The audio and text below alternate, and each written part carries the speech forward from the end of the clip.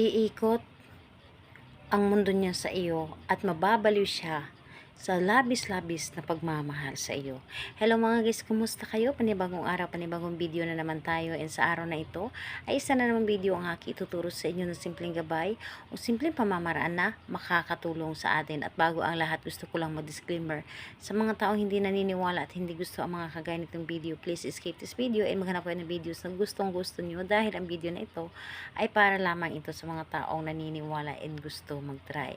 Sa lahat po namang nagko-comment dito sa aking video dito sa loob ng aking channel, mag-ingat sa lahat ng mga nagre-reply sa inyo na dinadala kayo sa kailang WhatsApp Nemo app upang makaiwas po tayo sa scam. Ngayon, ituturo ko sa inyo paano siya or paano iikot ang mundo niya sa pagmamahal sa inyo.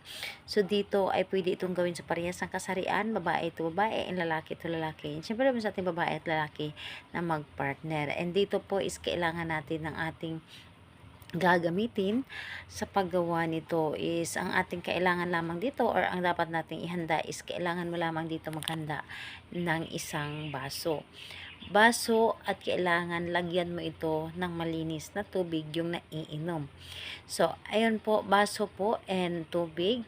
So hindi naman kailangan na punuin, so kahit kalahati lang ay pwede, at kaunting asin. So ayan po, ito lamang ang dapat nating ihanda. And ayun, kailangan din natin syempre ihanda ang ating sarili. Kailangan na alam natin sa ating sarili na gustong gusto natin itong gawin. Kailangan na alam mo sa iyong sarili na naniniwala ka at hindi ka nagdududa sa inyong dapat na gawin. So kapag ready ka na ay pwede mo na itong umpisahan. So ang gagawin mo lamang dito, napakadali at napakasimple lamang.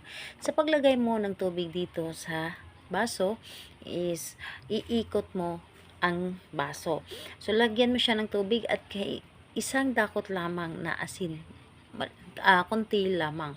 So ayun, ilagay mo sa misa ang baso at iikot mo ng 3 bisis sabay sambit ng kanyang pangalan. Pangalan, apelyido, akin lang, or iikot lang ang mundo mo sa akin at mamahalin mo ako ng labis. Tapos ikot muli, pangalan, apelyido, ay ikot ang mundo mo sa akin at mababaliw ka sa pagmamahal ng labis.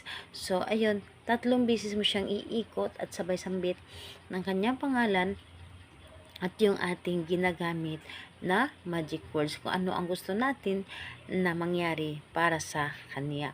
So pagkatapos mong iikot ang baso, ang tubig nito ay iyong inumin, ubusin mo po. So ubusin mo sa pag-inom ang tubig na ito. At yung baso, pwede mo na itong ilagay sa hugasan. So ayun, kung magtatanong ka kailan siya pwedeng gawin, kahit anong araw at oras, pwede mo siyang gawin. Basta importante, ikaw lamang mag-isa at kailangan na walang makakadistract sa inyo at naniniwala ka syempre sa inyong mga ginagawa.